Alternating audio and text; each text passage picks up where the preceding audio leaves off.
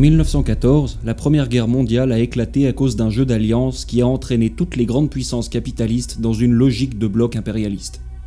À l'époque, une grande partie de la gauche socialiste, notamment en France et en Allemagne, a accepté l'entrée en guerre. Mais le reste du mouvement ouvrier a refusé cette guerre impérialiste.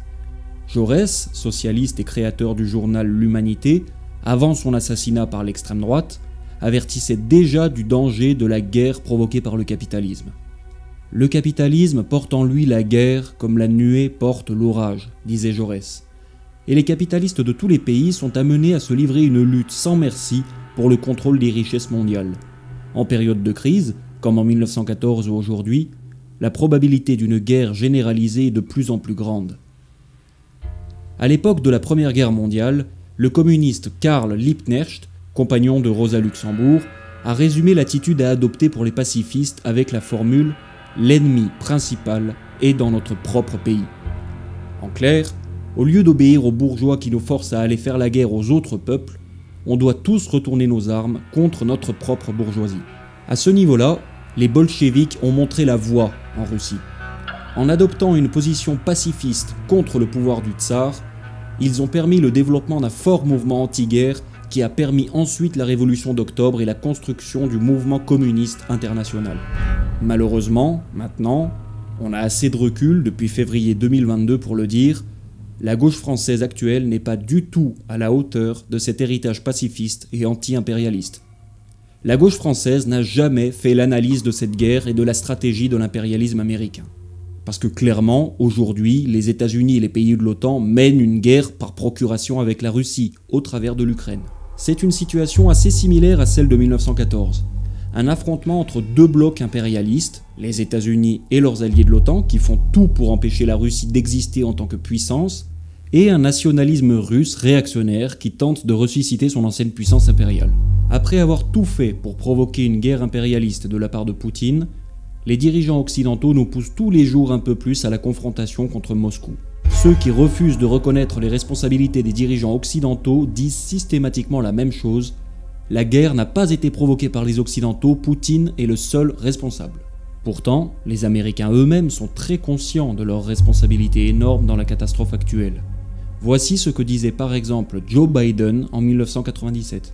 I think the one place where the greatest consternation would be caused in the short term for admission, having nothing to do with the merit and preparedness of the country to come in, would be to admit the Baltic states now in terms of NATO-Russian, US-Russian relations. And if there was ever anything that was going to tip the balance, were it to be tipped in terms of a vigorous and hostile reaction, I don't mean military, in Russia, it would be that. So the way I look at the calculus here... Et ce n'est pas un point de vue marginal. Tous les plus grands diplomates de l'histoire des États-Unis ont dit que l'expansion de l'OTAN après la chute de l'URSS allait provoquer une catastrophe. On ne va pas revenir sur les origines du conflit, si vous voulez on a déjà fait 2 vidéos là-dessus, et si vous voulez, il y aura plein d'articles en description. Pour comprendre cet acharnement des États-Unis vis-à-vis de la Russie, il faut comprendre la stratégie de l'impérialisme américain vis-à-vis de ses concurrents en général. Dans son livre Le Grand Échiquier, publié en 1997, le plus grand stratège américain de l'histoire, Brzezinski, expose la stratégie à adopter pour que les États-Unis conservent leur domination le plus longtemps possible. Et il dit clairement, si on parvient à séparer l'Ukraine de la Russie cesse d'être une puissance européenne. La question ukrainienne est cruciale depuis des décennies pour Washington. D'ailleurs, à partir des années 1940, les nationalistes ukrainiens d'extrême droite qui avaient collaboré avec les nazis ont été soutenus et armés par les États-Unis pour mener une guérilla fasciste contre le pouvoir soviétique. Le collaborateur nazi et génocidaire Stepan Bandera, qui est d'ailleurs aujourd'hui glorifié par l'État ukrainien, a même été soutenu et hébergé en Allemagne pendant la guerre froide. Dans son livre, Brzezinski va même jusqu'à dire que, dans l'intérêt des États-Unis, la Russie devrait être disloquée et divisée en 3 parties. Une Russie européenne, une république de Sibérie et une république d'Extrême-Orient. Pour empêcher une puissance de les concurrencer, l'impérialisme américain a toujours utilisé cette stratégie de division depuis 200 ans. Sur les dernières décennies, par exemple, en soutenant le séparatisme, Ils ont dépecé la Yougoslavie en alimentant une série de guerres meurtrières. Ils soutiennent actuellement le mouvement séparatiste lié aux islamistes ouïghours pour déstabiliser la Chine. Et ils tentent par tous les moyens d'empêcher les pays européens de commercer avec la Russie et la Chine pour empêcher le continent eurasiatique de prendre forme et de contester la domination planétaire de Washington. C'est d'ailleurs la préoccupation centrale des Américains et des Anglo-Saxons depuis toujours. Comme ils sont obligés de manœuvrer depuis une île gigantesque, sans accès terrestre au continent européen et à l'Asie, ils sont obligés d'adopter une stratégie pour contrôler ce qu'on appelle le Heartland et empêcher son développement autonome. L'élargissement de l'OTAN jusqu'aux frontières de la Russie et le soutien au nationalisme ukrainien d'extrême droite s'inscrit dans cette stratégie. La guerre en Ukraine en est une des nombreuses conséquences. En clair, on assiste à l'heure actuelle à une guerre entre deux blocs, et le régime ukrainien réactionnaire est utilisé comme bélier pour fournir de la chair à canon aux impérialismes occidentaux et affaiblir la Russie au maximum en la coupant de ses partenaires européens. Évidemment, ça n'excuse pas le régime de Poutine. On n'a pas besoin d'excuser les Russes pour condamner les États-Unis et réclamer la sortie de l'OTAN. Le problème, c'est qu'aujourd'hui, la gauche occidentale n'arrive même pas à tenir ce discours simple de paix, pourtant basique. Contrairement aux communistes en 1914, la gauche actuelle ne fait absolument rien pour développer un mouvement pacifiste. Et pendant ce temps, la situation s'aggrave. Depuis fin septembre, la Russie a annexé illégalement plusieurs régions russophones de l'Ukraine, de la même manière que les États-Unis ont dépecé la Yougoslavie il y a 20 ans. Et comme elle considère désormais que l'armée ukrainienne est sur son territoire, la menace d'une guerre nucléaire se fait tous les jours un peu plus grande. Et pendant ce temps, la gauche parle de barbecue et du sexe des anges. Alors oui, la gauche a condamné l'invasion de l'Ukraine et elle a dénoncé Poutine. Là, tout le monde pourrait se mettre d'accord et on ne doit pas excuser cette guerre. Le problème, il n'est pas là. Le problème, c'est que sous couvert de dénoncer Poutine en le désignant comme l'unique responsable de la guerre qui a lieu, la gauche occidentale refuse d'affronter sa propre bourgeoisie, son propre impérialisme. En France, par exemple, la gauche n'a rien fait pour dénoncer et empêcher les livraisons d'armes de l'OTAN pour le régime ukrainien. Elle n'a rien fait pour dénoncer les agissements du régime installé à Kiev depuis 2014, qui interdit les partis de gauche et qui bombarde les populations russophones. Elle n'a rien fait pour empêcher cette guerre par procuration entre l'OTAN et la Russie, même quand les armes livrées par l'Occident arrivaient régulièrement dans les mains de bataillons néo-nazis. Et ce, alors que la France est l'un des plus gros fournisseurs d'armes à l'Ukraine en Occident depuis 2014, avec notamment le meilleur matériel d'artillerie du monde, les canons César. Pourtant, c'est largement possible de manifester contre la guerre actuelle de l'OTAN.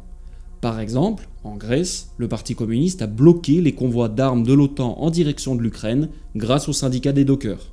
En Espagne, à Madrid, la manifestation contre l'OTAN a rassemblé 20 000 personnes. En République tchèque, 70 000 personnes ont récemment manifesté pour réclamer la fin des sanctions contre la Russie. Et c'est ça, le véritable internationalisme. On refuse l'union sacrée avec la bourgeoisie occidentale et on manifeste pour la négociation, la paix et rien d'autre. On ne fait pas comme les écolos ou le NPA qui appellent à envoyer des armes au régime ukrainien et qui ne dénoncent jamais les agissements de l'impérialisme occidental. Au passage, c'est les mêmes qui n'ont jamais condamné la guerre de la France en Libye, alors que c'est littéralement la plus grande guerre néocoloniale des dernières décennies. L'ennemi principal est dans notre propre pays. Et en l'occurrence, l'ennemi principal pour les travailleurs occidentaux, c'est la bourgeoisie occidentale et son impérialisme.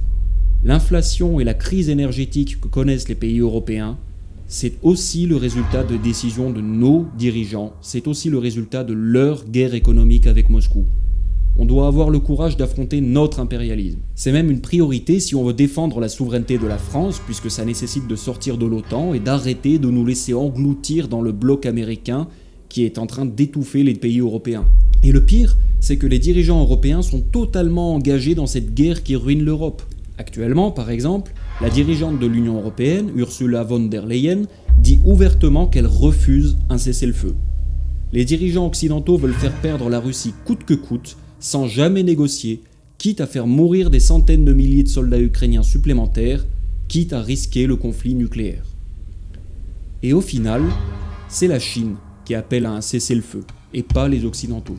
Le fait que ce soit la Chine qui adopte une diplomatie équilibrée dans cette guerre montre que le monde multipolaire qui arrive n'est pas une mauvaise nouvelle. Au moins, si les dirigeants d'une grande puissance se comportent d'une manière dangereuse, comme les Occidentaux ou les Russes, il y aura potentiellement d'autres puissances qui pourront aider à calmer le jeu et amener à négocier. Des contrepoids géopolitiques comme la Chine, l'Inde, le Brésil ou les pays africains. Évidemment, comme nous, ces pays sont dirigés par des bourgeoisies avides de profit qui devront être combattus par leur propre peuple. Mais la multipolarité reste quand même un atout pour aider à résoudre certains conflits. Et c'est toujours mieux qu'un ordre international dominé par les États-Unis où les autres nations n'ont pas voix au chapitre. En revanche, ça rend le comportement des États-Unis d'autant plus dangereux. C'est le syndrome de la bête blessée qui refuse d'admettre la fin de son hégémonie, comme Sparte a refusé la montée en puissance d'Athènes qui contestait sa suprématie dans l'Antiquité grecque. Pour l'instant, le mouvement des BRICS se renforce et 80% de la population mondiale vit dans des pays qui refusent de sanctionner la Russie. Et ça inquiète beaucoup les États-Unis. Là aussi, la gauche française doit informer la population. Elle doit défendre la coopération internationale et combattre l'effacement de la France derrière Washington et Berlin. Les communistes ont un rôle central à jouer pour construire une France non alignée, souveraine, mais aussi respectueuse des autres nations. Et malheureusement, là-dessus, la position du Parti communiste français est mauvaise. On a dénoncé Poutine, et c'est très bien de le faire, mais c'est seulement la moitié du travail. Passer son temps à dénoncer le camp d'en face quand les responsabilités sont partagées, c'est bien gentil, mais ça sert à rien. Surtout que la propagande de guerre à laquelle on est généralement confronté, c'est la nôtre, pas celle d'en face. Le Parti communiste aurait aussi dû davantage dénoncer les agissements du régime ukrainien. L'interdiction des partis de gauche et la réhabilitation du fascisme par l'État ukrainien n'a pas non plus été dénoncée. C'est pas normal que l'extrême droite et le nazisme soient autant banalisés, quand à l'inverse les partis communistes se font interdire à cause d'une propagande anti-soviétique mensongère. On n'a pas non plus assez dénoncé le rôle criminel des États-Unis et des dirigeants occidentaux qui ont empêché toute forme de négociation entre Kiev et Moscou. Le secteur international du Parti communiste doit faire son travail en informant les adhérents. Beaucoup de militants du Parti communiste français le souhaitent, notamment les jeunes. Par exemple, on doit réclamer une diplomatie indépendante immédiate pour la France afin d'œuvrer tout de suite à la négociation, parce que c'est urgent. Pas besoin de vous expliquer à quoi ressemblerait un hiver atomique, donc c'est maintenant qu'on doit sortir de l'OTAN, pas après la guerre. La France doit jouer un rôle de puissance d'équilibre entre les différents blocs au lieu de s'aligner derrière une puissance en particulier. Sauf que ça, c'est pas Macron ou nos dirigeants actuels qui vont le faire. Donc le rôle des communistes français, c'est d'informer la population sur tous les aspects de cette guerre et pas seulement sur les responsabilités de Poutine. Il faut se secouer, en parler autour de soi, appeler à manifester pour la paix et contre la propagande de guerre de nos médias.